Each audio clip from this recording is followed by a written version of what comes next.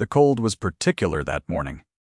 Not the general gray cold of a November churchyard, but the specific cold of standing still in it, the kind that settles into the wrists and the throat and the small of the back while everything around you moves. The vicar's breath, the hired mutes shifting their poles, the soil thudding against the box below. Margaret Voss stood at the edge of the grave and kept her hands folded at her waist. She had worn the gray gown because it was the warmest she owned, and because Edmund would not have minded gray. He had chosen her, after all, when she had nothing to recommend her but gray, plain gray manners, gray fortunes, the gray sort of beauty that is only beauty to a man paying close attention. He had paid close attention. She had never entirely understood why, and now she would not be able to ask him. The letter was folded 4 times and tucked inside her left glove. She had written it herself, the words she could not say aloud, the accounting she could not give to anyone still living. She had tucked it there before she left the house, in the cold before dawn, while Lady Voss's household slept. The vicar spoke. Margaret did not hear the words. She was watching the box. She had arranged with the undertaker's man the previous evening. A widow's request, she had said quietly, and she had given him the thing that would make a man of modest position quietly comply. He had nodded. He had understood. And so, before the lid was sealed, in the half-minute Margaret had stood alone above Edmund in the pale candlelight of the Voss chapel. She had placed the letter under his right hand. His gloves were pale gray, the same shade as her gown. She had pressed the letter flat against his palm and folded his fingers over it. His hand was very cold and did not yield, and she had closed her eyes for a moment and then opened them, because she was not the sort of woman who allowed herself the luxury of not looking. Lady Voss had been watching from the chapel door. She watched Margaret still. She had been watching Margaret since the night Edmund died, with the patient attention of a woman who expected eventually to see something useful. She stood now at the far edge of the grave, in deep black silk with jet at her throat, and her fan was closed and held precisely at her waist, and her expression had not shifted in 6 weeks. She was not grieving. She was calculating. Margaret did not look at her. The box disappeared beneath the first shovelful of earth. The sound of it was final in the way that no other sound is final, and Margaret's hands tightened inside her gloves over the empty space where the letter had been. She had given it away. She had put her hands together and given it down into the dark, and now it was gone, and whatever it had contained was gone with it. She told herself it was cleaner this way. She told herself there was nothing left to fight over. She was wrong on both counts, but she would not discover this for 6 more weeks. The Voss house, in the weeks after Edmund's death, took on the quality of a room that has been searched and not yet put back to rights. Things were moved, noted, assessed. Lady Voss had brought with her a secretary named Mr. Pell, and a ledger, and Mr. Eager. Pell moved through the corridors with a pencil and a particular way of opening doors that suggested they had already ceased to belong to anyone currently residing behind them. Margaret occupied herself with the library. It was the one room Lady Voss had not yet entered, either because she did not read or because the library contained nothing she had identified as portable wealth. Margaret catalogued it herself, since no one else would. Since the sorting of Edmund's books felt to her like the last thing she could do for him that was genuinely useful. She moved along the shelves in the mornings, her ledger in one hand, her pencil in the other, and she noted titles and conditions, and the occasional tucked note Edmund had left inside a volume he intended to return to. She had been told, once, by Edmund's mother, that she had brought nothing to the marriage. Not in those words precisely. Lady Voss was too practiced for imprecision. She had said, in the first week of Margaret's widowhood, while Pell scratched in his ledger in the next room, "You understand, of course, that the house and the income belong to the title, and the title, regrettably, cannot descend to you." She had paused, fan closed, hands at her waist. "You understand what you brought to my son, Mrs. Voss." It was not a question. It was a ledger entry. The widow with nothing, Horace Winfield arrived the following Thursday. He was Lady Voss's nephew, on her brother's side, some years younger than Edmund, with the smooth confidence of a man who had always been given to understand he was the correct choice for any position he desired. He moved through the Voss house as though measuring it for new curtains. He nodded at Margaret when they passed in the hall and called her "dear cousin," in a way that suggested the word was doing the work of an inventory notation. He said to his aunt in the drawing room, in the voice menus when they have not established whether the woman in the adjacent room can hear them, "Is there any question about the widow, about what she retains?" Lady Voss's reply was low and measured. What Margaret heard was only the last phrase, clipped and final. "She retains nothing worth disputing. The widow, with nothing," in a private aside to a nephew who was already counting the curtains. Margaret finished cataloguing the east shelf and began the west. The days in the Voss house had a particular quality now, which was the quality of time passing inside a room that does not belong to you and has never pretended to. She ate in the small morning room that Lady Voss had designated for her use, which was at the back of the house and overlooked the kitchen garden, and received the light only in the early afternoon. The household staff were kind in the careful way of people who have been given new instructions and wish to follow them without being unkind. The footman, a young man named Walter, whose mother had served in the house when Edmund was a boy, brought her tray without being asked, and once left a spray of winter berries on the windowsill which she did not comment on, and which he did not acknowledge. She wrote 2 letters during those weeks. One was to her mother's cousin in Bath, inquiring after available lodging. The other was to the solicitor's office, asking a question about the terms of the estate's entail that she had phrased with great care and received no reply to by the end of the 2nd week. She was not surprised. She had understood, since the night Edmund died, that the machinery of the law would process her slowly, and as an afterthought, as it processed all things that fell outside the primary line of transmission. She was the afterthought at the end of an entail.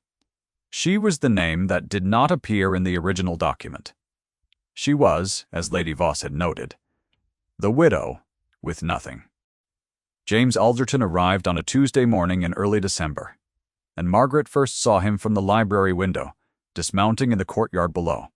He was taller than she had expected from Edmund's descriptions, and he stood still after dismounting in a way that was unusual for a man of evident physical authority, looking up at the house with an expression she could not read from the window. Edmund had spoken of him as the best man he knew. She had pictured someone brighter. He came to the library within the hour. He knocked, which she had not expected, the house having ceased to feel like one where guests knocked, and she said, "Come in." And he entered and stopped just inside the door and looked at her standing among the shelves with her ledger. And he said, "Mrs. Voss, I am sorry for all of it." He said it in the way a man says a true thing that he has had 6 weeks to consider. She believed him. He was the Earl of Pemwick, Edmund's executor, and he had come to inventory the estate. She had known he would come eventually. She had told herself she was prepared. She was not entirely prepared for the quality of his attention, which was the kind that sees rather than observes, the kind that does not announce itself. He asked her questions about the estate that she answered precisely and without elaboration, and he noted what she said in a small book, and he thanked her, and he left the library. He came back the following morning, and the morning after that he did not explain why. He came to the library each morning, and he worked at the writing table Edmund had used, and Margaret worked at the shelves, and they did not speak much, and the silence between them was not uncomfortable. It was the silence of 2 people who had both learned that the words most worth saying cannot be said quickly. On the 2nd morning he asked her about a particular notation in Edmund's correspondence ledger, a number that did not match the estate accounts Calder had provided. Margaret had looked at it and told him precisely what it represented.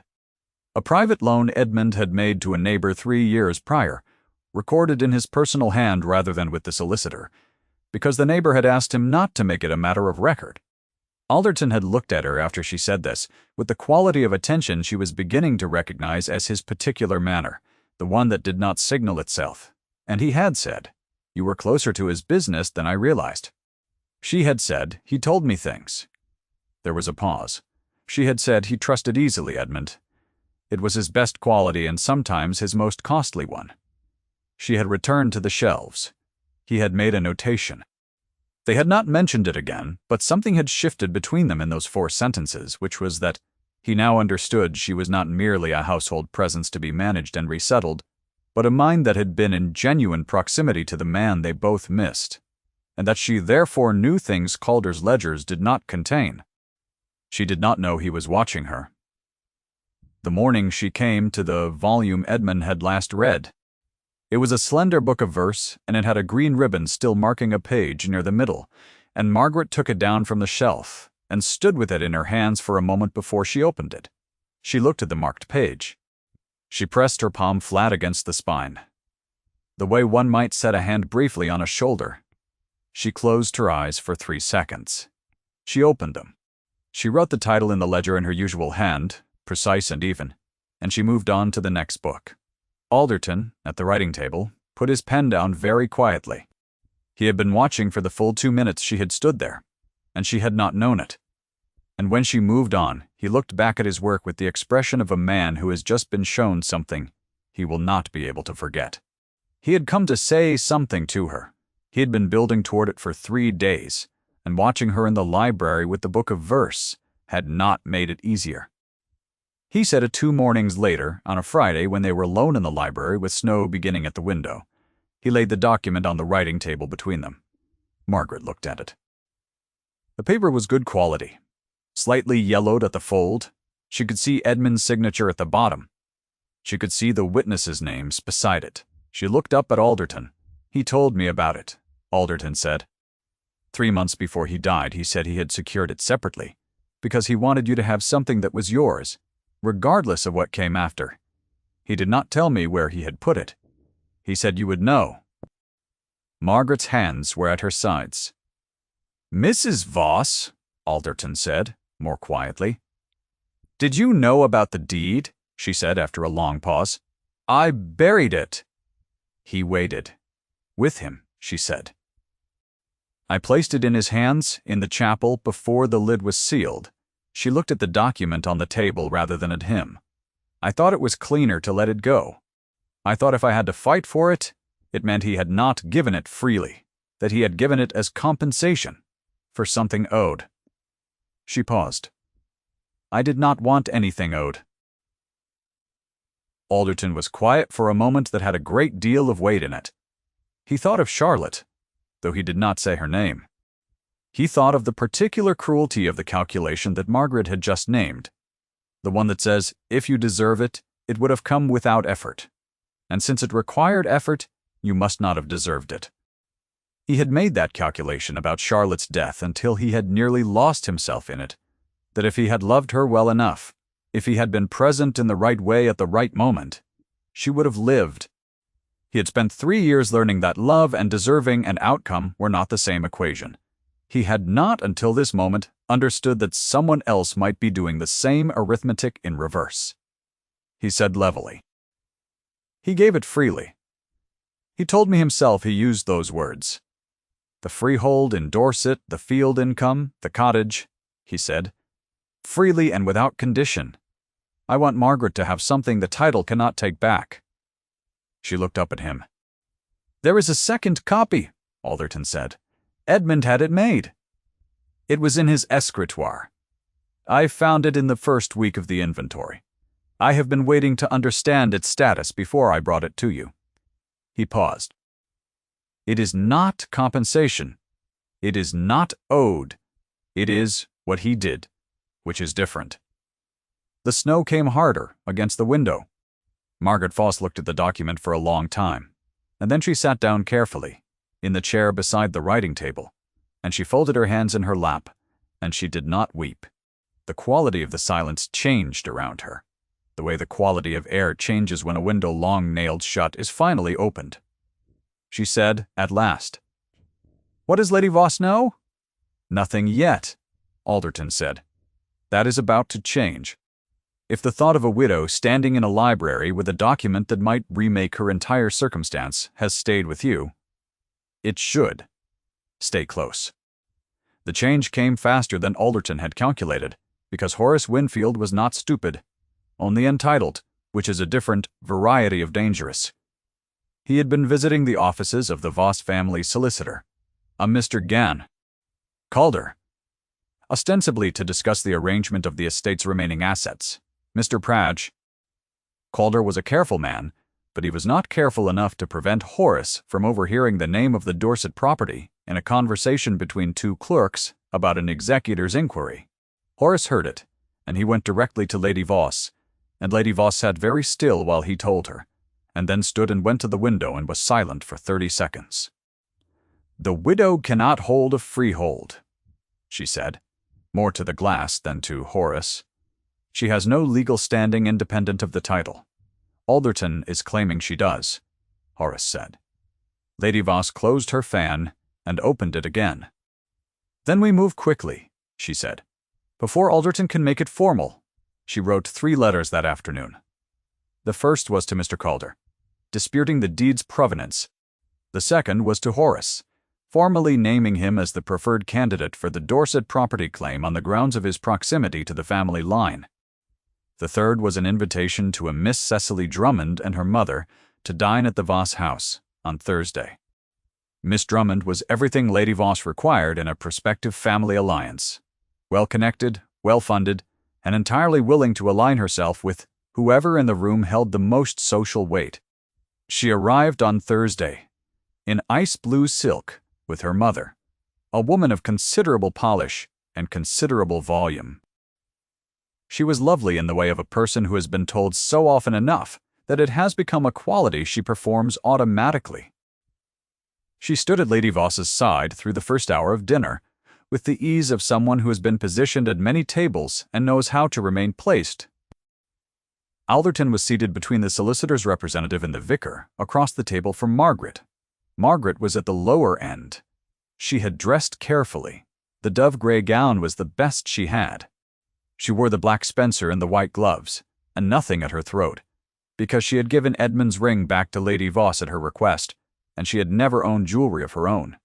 She sat straight and ate what was served, and answered the questions directed at her with brevity and composure, and she was aware, in the continuous low-frequency way she had been aware of such things for 6 weeks, that the room had already sorted her into the category it knew what to do with.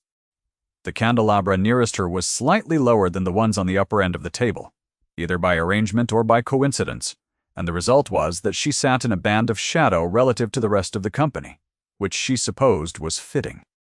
The woman to her left was the wife of a Dorset landowner who had no connection to the Voss estate, and had been invited as a social courtesy. She asked Margaret once, with genuine kindness, how she was managing, and Margaret said, "Very well, thank you," and the woman nodded. And that was the extent of Margaret's participation in the evening.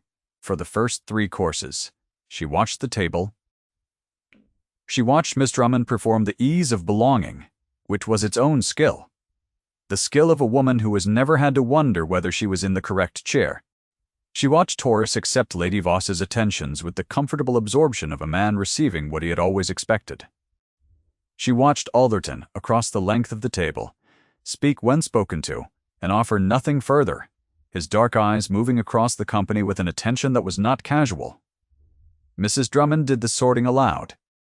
She said it to the woman beside her, in the carrying voice of a person who has never once considered that her observations might be unwelcome. "Poor creature. The widow with nothing. I cannot imagine what she thought she had secured by the marriage." She shook her head. "But then some women do not think past the altar." The woman beside her murmured something. Mrs. Drummond nodded. Half the table had heard. Margaret put her fork down for exactly 1 second, then picked it up again. She did not look at Alderton. She knew he had heard, because she could feel the quality of his stillness change across the table, the way the quality of air changes before a fire is banked down against it. Lady Voss rose before the dessert course to speak. She did it with the ease of a woman who has risen to speak in rooms like this for 30 years, the fan opening and closing once as she stood, the diamond brooch at her throat catching the candlelight. She said that she wished to mark a happy occasion, that she was glad to announce that her nephew Horace would be uniting with Miss Drummond, that the families had come to a very satisfactory arrangement. The table politely applauded. Horace looked pleased with himself. Miss Drummond's smile was the smile of a woman confirming a transaction. Lady Voss paused. The pause was calculated. Everything she did was calculated. She said, "I also wish to note, for the comfort of all assembled, that the matter of the estate has been entirely settled, and that any claims upon assets belonging to the Voss family will be resolved in the family's favor, as they always are." She glanced briefly and precisely toward the lower end of the table. The widow with nothing has nothing further to dispute. The room went very quiet. Margaret looked up. She looked at Alderton across the length of the table. He was already looking at her. His face was still, the way stone is still before it moves, and his dark gray eyes were level and without warmth or coldness. Only attention, only something that was past the point of being deniable and had entered the territory of intention. He said nothing. He did not need to say anything that night. He needed only Friday morning. He arrived at 8 o'clock before Lady Voss had come down. He had sent word to Mr. Bast. Calder the previous evening, and Calder arrived at 8:30 with 2 witnesses. His coat still damp from the street. Alderton was in the entrance hall when Margaret came down, and he looked at her without ceremony and said, "Are you ready?" And she said yes, because she was, because she had decided it at the dinner table the night before, when Lady Voss had looked at the lower end of the table and said what she had said. And Margaret had understood that there was no version of this that would be clean, and that what Edmund had given her he had given freely, and that she was going to take it. Lady Voss came down at 9. She entered the drawing-room and found Alderton, Margaret, Calder, 2 witnesses, and Horace Winfield, who had not known he was being summoned and had the expression of a man who has arrived underdressed for a more serious occasion than expected. Lady Voss took in the room with one glance. She sat down. She placed her closed fan on the arm of her chair. She said, "This is very irregular." "Yes," Alderton said. He had placed the document on the writing table at the center of the room. It lay there in the morning light, Edmund's hand visible across the bottom of the page. The witnesses' signatures beside it, the solicitor's notation in the left margin. Lady Voss looked at it without moving. She said, "A deed produced after the fact, by a man who has a personal interest in this household, is not a document. It is a performance." "It is a deed of gift," Alderton said, "signed by Sir Edmund Voss in June of this year, witnessed by 2 men currently living, and recorded in the notation of Mr. Calder's predecessor, whose handwriting you will recognize." He did not raise his voice. He did not need to. "I have the predecessor's record books if you wish to compare." Lady Voss's fan did not move. "There is also," Calder said from the side of the room in the quiet voice of a careful man, "the matter of the original. We cannot produce it. We have 2 witnesses to its signing, and the notation of its preparation, and the second copy, which under law is as binding as the first." "Where is the original?" Lady Voss said. A brief silence. It was Margaret who answered. She said, level and clear, standing at the far edge of the room with her hands folded at her waist, "It is with my husband." She paused, "where I put it in his hands, before the lid was sealed, because I thought—" She stopped. She said, "Because I thought he had given it as apology rather than as gift. I was wrong." "I understand that now." The room was very still. Lady Voss looked at her for a long moment. In that moment her face did something it rarely did, which was to show the thing behind the calculation. Not remorse, not quite. Only the particular expression of a person whose script has met its first real impediment, and who is beginning, against every instinct, to measure the impediment. Alderton crossed the room. Not to Lady Voss, and not to the writing table. He crossed to Margaret's side of the room in 3 measured strides, and stood beside her, close enough that she could feel the warmth of him in the cold December air, and he turned to face Lady Voss and the assembled company.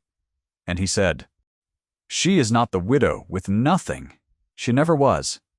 12 words, level, quiet, Irrevocable.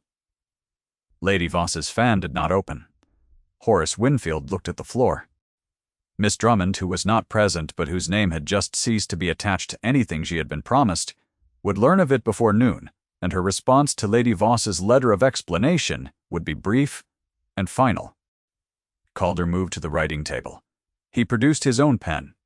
He laid 2 sheets of paper beside the deed, and set a 3rd page for notation. "If we might proceed," he said, in the tone of a man who has waited a reasonable amount of time and sees no reason to wait further. They proceeded. The transfer of the Dorset freehold was formally executed before 10 o'clock. Lady Voss did not speak again during the proceedings. She sat in her chair with her fan on the arm and her hands folded in her lap, and her face returned to its professional composure, and she watched Calder's pen move across the pages with the expression of a woman recalculating. She had protected the order. She knew the order had met something she had not accounted for, which was a deed made in June and a man who had decided, 6 weeks after a funeral, that there was no longer any advantage to waiting. When Calder said, "All in order, Mrs. Voss," and slid the executed document toward Margaret, Lady Voss stood. She looked at the document. She looked at Alderton.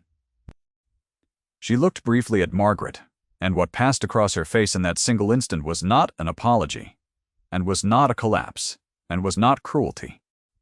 It was the recognition that she had been wrong about what the ledger contained, and that a woman who insists she is correct long enough will one day encounter a room full of correct evidence, and there is nothing to do in that room but leave it with what dignity remains. She left with it. She did not speak to Margaret as she passed, but she did not look through her either. She looked at her, directly and briefly, and then she walked out of the drawing room and the door closed behind her. Horace Winfield followed 30 seconds later at a slightly faster pace. Calder stayed to complete the notation. Alderton stayed because he had not decided to go.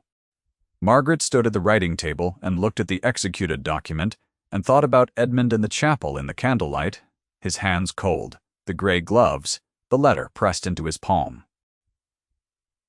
She had thought that morning that she was choosing peace over possession, that she was letting go of the last thing between her and a clean grief.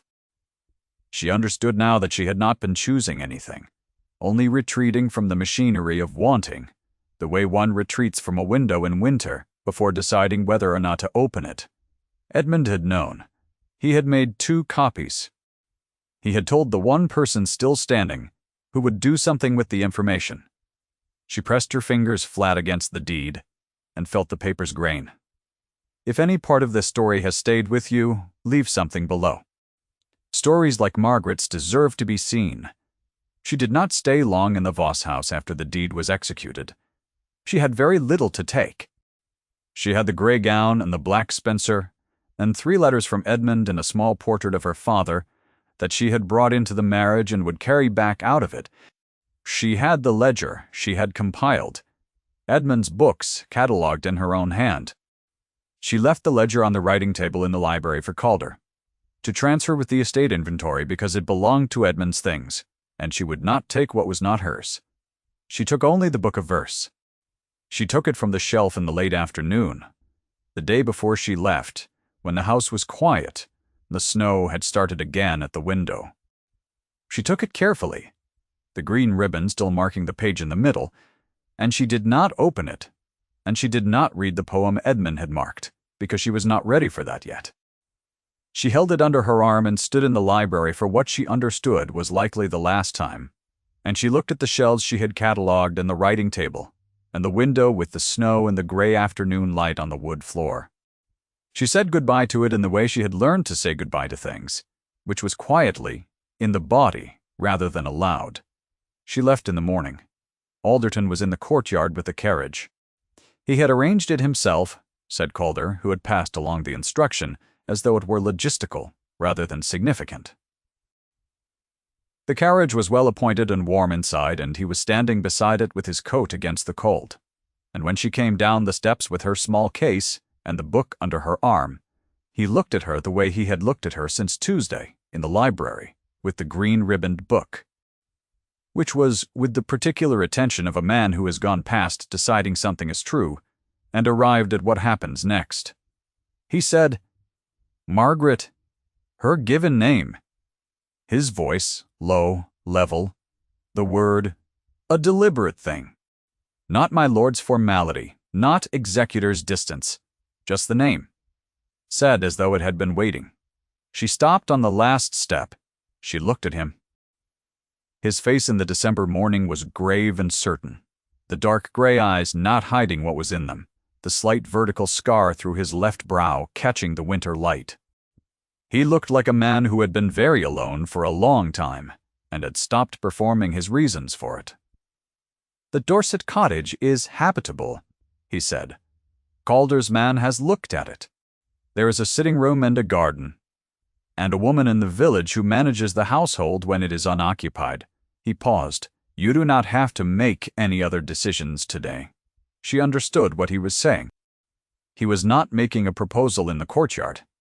He was not rushing what he knew they were both standing at the edge of. He was telling her that there was a next thing, and that it was hers to take at her own pace, and that he would be available for that conversation when she was ready for it, and that he was not going anywhere. She said, "I know." She said it the way she said true things, plainly and without elaboration. He took her case. She got into the carriage. He handed her case in after her and stood at the door a moment longer than strictly necessary, his hand on the frame, and she was aware of the warmth of him standing there in the cold morning, and of the fact that her hands were folded in her lap, and she had not unfolded them, and she was not going to, yet, because some things are worth being careful with. And she had learned that from Edmund, and she intended to carry it forward. He closed the carriage door. He mounted his own horse and rode alongside. Margaret sat with a book of verse on her knee and the ribbon visible at the page Edmund had marked. She did not open it. The pages held the shape of having been held, the spine slightly softened at the marked page. The way a book is shaped by the particular attention a particular reader gave it in a particular hour of his life. She understood, now, that Edmund had left her more than a deed. He had left her a property, yes, and he had left her Alderton, who had been in her husband's custody all along, kept safe until someone needed him. He had left her, also this, the knowledge that what she was worth had been accounted for by someone who looked closely, even when the world had decided not to look. The snow had stopped. The road out of the village was pale and quiet, and the trees on either side held their bare branches against the winter sky, and the carriage moved through it at an easy pace, and Margaret looked out the window and held Edmund's book, and said nothing, because there was nothing that needed saying yet, and the silence was the comfortable kind. The green ribbon stayed in the page. By the following spring, the cottage at Dorset was properly inhabited, and the garden had come in, and on the morning she turned 29, Margaret sat at the writing table in the sitting room, with the window open, and the smell of turned earth and early green coming through it, and she wrote a letter. It was not a letter of accounts. It was a letter to the man who had ridden alongside a carriage in the December cold and said her name in a courtyard, who had spent the intervening months proving, in the way of patient men with something genuinely to offer, that his presence was the sort of person could rely on. She wrote to him simply, "I have been thinking about what Edmund knew. I think he knew a great deal. I think in particular, he knew what he was doing when he told you." The reply came within the week. She was in the garden when it arrived. She read it standing at the gate with the sun on the paper. The smell of the early roses her father had bred before he died, which she had transplanted from the last house, and which had, against all expectation, taken root. The letter was 3 sentences. She read it twice. Then she folded it and held it in her hand and looked at the garden, which was hers, which the deed had made hers, which Edmund had made hers freely and without condition. And she thought that a man who loves a woman correctly loves not only the woman but the future she might inhabit, if she is given room to inhabit it, and that this was what she had been worth all along. She had spent a long time not believing this. That was the particular discipline of years, inside a house where the accounting of her worth was done by someone else, in a ledger she was not allowed to audit, She had absorbed the calculation without quite meaning to the way one absorbs a cold from the air, not by choosing it, but by breathing in the wrong room long enough. Lady Voss had not invented the calculation. She had only given it the particular authority of stated fact, the authority of a woman who had stood at the head of things long enough that her verdicts were not questioned. What Margaret understood, standing in the April garden with Alderton's letter in her hand, was that the verdicts had been wrong, and that Edmund had known they were wrong, and that Alderton had understood this independently, by watching her in a library with a book she had not been able to set down cleanly, and that the three of them together had constituted, without ceremony or announcement, a different kind of authority than the one Lady Voss served. Not rank, not title, not the accumulated weight of a family whose worth had been established by people long dead and ratified by rooms full of people choosing not to look too carefully. Something closer to attention, to the slow and careful labor of seeing what is actually there. Not the baronetcy, not the title Lady Voss had counted and found insufficient, not the season's verdict, not the ledger entry, not the dismissal at the lower end of a dinner table. This, a garden in spring, a deed freely given, a name said in a courtyard by a man who meant it. The ribbon was still in the book of verse, on the table inside, at the page Edmund had marked. She had read the poem at last, on a January evening, and she had found it was a poem about what endures when the visible trappings of a life are stripped away, what remains when the title is gone, and the house is given back, and the season has rendered its verdict and moved on. What remained, the poem said, was the thing no inventory could measure. The letter was one of those. She had not known, in the chapel in November, pressing the deed into Edmund's cold hand, that she had not, in fact, given it away. That it was already in another hand, already moving toward her, already insisting on itself.